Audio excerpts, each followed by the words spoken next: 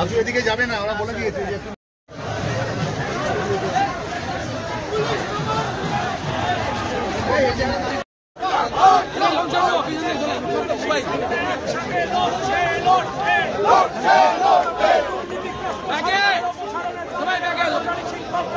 একসাথে লড়ছে লড়বে লড়ছে লড়বে আরে ব্যাগে আসো সবাই ব্যাগে ব্যাগে ব্যাগে ব্যাগে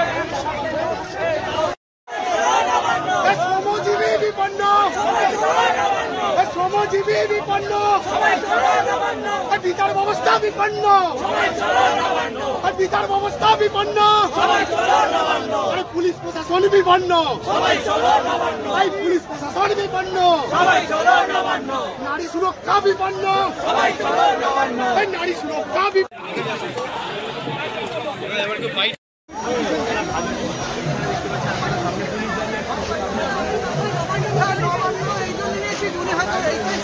আমরা নবান্নের সামনে পৌঁছাতে হবে তো একটা প্রতীকী নবান্ন নিয়ে বয়ে বেড়াচ্ছে।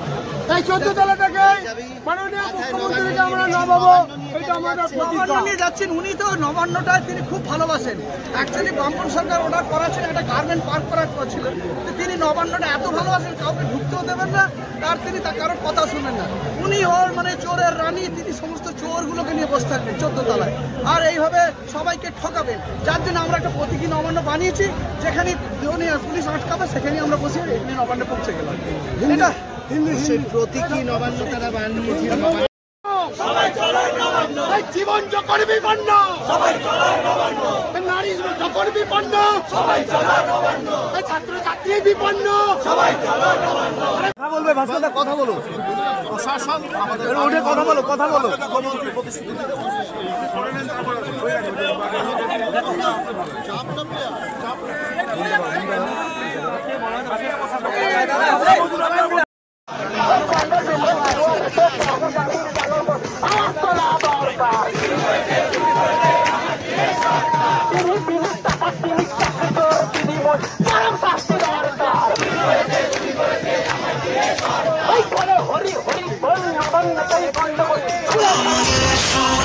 ব্যবসায়ীকে নিয়ে একটি মামলা করিয়েছিল, তিনি বলেছিলেন আমার ব্যবসা করতে হবে এবং এটাকে খারিজ হয়ে গেছে।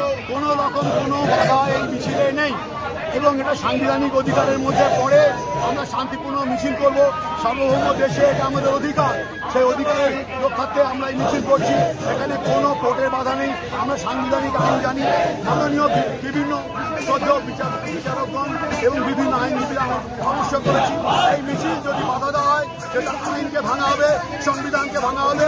বরং তো আমরা পুলিশকে বলছি আমাদের মিছিলে আসুন, পান আপনার মেয়েও যেতে পারবে, হয়তো আর্জি করে বা ন্যাশনাল মেডিকেল কলেজে পড়তে, কেউ যাবে ল কলেজে পড়তে, কারুর ছেলের চাকরিটা হয়তো পরীক্ষা দেবে, সেই চাকরিটা পাওয়ার জন্য আমরা আপনাদের আহ্বান করছি।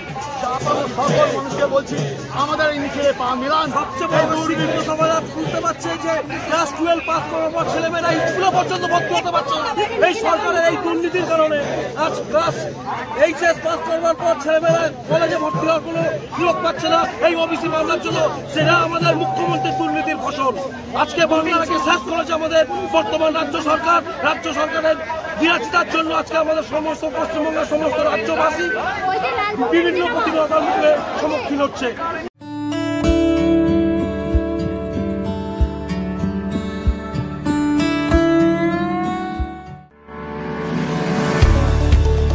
যে কোনো ধরনের সুলভে রক্ত পরীক্ষার জন্য যোগাযোগ করুন অলোক চক্রবর্তীর সঙ্গে। হোম ডেলিভারির সুব্যবস্থা আছে। Phone number 9231590122। Welcome to মেডোকো healthcare. স্বাস্থ্য পরীক্ষায় নির্ভরযোগ্য পলিক্লিনিক ও প্যাথোলজি কালেকশন সেন্টার, সব এক ছাতার নিচে। আমাদের আছে অভিজ্ঞ চিকিৎসক ও দ্রুত রিপোর্ট পরিষেবা। বিশেষ অফার, এই মুহূর্তে আমাদের কাছে প্রত্যেক প্যাথোলজি টেস্টে সর্বনিম্ন 25% ছাড় চলছে। এখনই যোগাযোগ করুন 8910970860 বা 9007365208 নম্বরটিতে। ঠিকানা 15 চিন্তামণি ডে রোড, হাওড়া 7,11,101। বৃষ্টি আমাদেরকে যেতে পারে না। আর আমাদের এই 14 তলা দিদিমণি ভয় পেয়েছেন, আর ভয় পেয়েছেন বলেই 3-4 দিন কিভাবে ঘিরে রেখেছেন দেখুন। এবং সব থেকে ভাবতে অবাক লাগে, অনেক হয়ে মানুষ বিচার করবে, মানুষ তাদেরকে আন্দোলন কিভাবে দেখছেন? হাজার হাজার বাংলার তরুণ তরুণী রাস্তায় এরা আমাকে লিখিত চিঠি করেছিল, ইনভাইট করেছিল আজকে আসার জন্য। আমার 102 জ্বর, আমি ক্যালপল 1000 খেয়ে এখানে এসেছি, ঘামছি এখন, আমার কষ্ট হচ্ছে, তবু আমার মনে হয় না আসাটা পাপ, আমাকে আসতে হয়েছে বিবেকের তাড়নায়। আমি শুধু একটা কথা বলবো, মাননীয়, আর কত ক্ষতি হলে বাংলার আপনার ঘুম ভাঙবে নাকি ঔদ্ধত্য? এই জনাদেশের ঔদ্ধত্য, এই জনাদেশটাই কি শেষ কথা? আপনি কি এটা কি আপনার জীবনের পরম বার্তা বলে মনে করছেন? এরা কারা? এরা বঞ্চিত চাকরি প্রার্থী, এরা চাকরিজীবী, এরা চাকরি হারা। কেন এরা চাকরি হারা? কেন এরা বঞ্চিত হলো? চাকরিজীবীরাও খাচ্ছে কেন? বিয়ে হয়নি কেন? সুপ্রিম কোর্টের রায় ছিল তো, দেবেন না কেন? কি পাপ করেছে বাংলার কর্মীরা? এরা কি পরিযায়ী শ্রমিক হলে ভালো হতো? 7-8টা রাজ্যে বাংলা বললেই ধরে পেটাচ্ছে। ওরা কাটমানি খায়নি, ওরা গায়ের ঘাম রক্তকে জল করে পরিশ্রম করে এই বাংলার খেটে খাওয়া পরিযায়ী মানুষরা অন্য রাজ্যে শুধু বাংলা বলেছে বলে মার খাচ্ছে। মাননীয়, আপনি তো থালা বাসন ধুতে পারেন, আপনি গুরগাঁওয়ে যান, ছেঁড়া শাড়ি পরুন, থালা বাসন নিয়ে ধুতে থাকুন, দেখবেন আপনাকে গুরগাঁও থেকে শুধু বাংলা বলার জন্য পিটিয়ে বের করে দিন।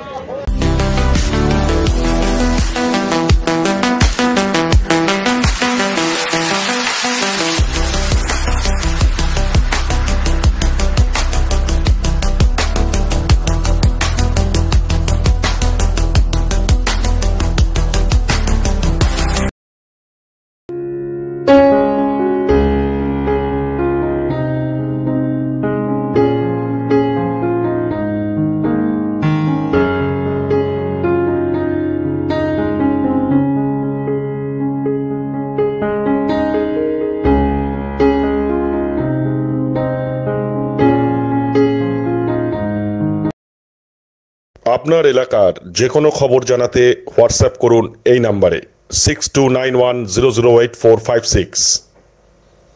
আমরা তুলে ধরব তলাশ বার্তার মাধ্যমে। তলাশ বার্তা, খবর বানায় না, খবর খুঁজে বার করে। নির্ভীকতার অপর নাম তলাশ বার্তা। তলাশ বার্তা মানে সত্য খবর, সঠিক খবর। নির্ভীকতার অপর নাম তলাশ বার্তা। জনমানুষের সচেতনতা গড়ে তোলাই তলাশ বার্তার অঙ্গীকার।